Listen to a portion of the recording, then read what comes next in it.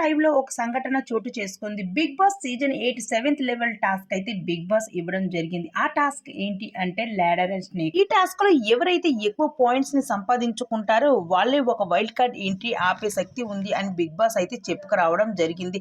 ఇందులో అయితే 2 టీములు ఉండడం జరిగింది. ఒక టీం అయితే శక్తి టీం నిఖిల్ చీప్, రెండో క్లాన్ అయితే కాంతార టీం సీతా స్లీప్. ఇక ఈ సాస్యల విషయానికి వస్తే మొదటి క్లాన్ అయితే పృథ్వీ, సోనియా, యశ్విని, మణికంఠ ఉన్నారు. సీతా క్లాన్ లో విష్ణుప్రియ, నాబెల్, ప్రేరణ, ఆదిత్య, నైనిక ఉన్నారు. అయితే వీరి మధ్య రచ్చ అయితే మామూలుగా లేదు.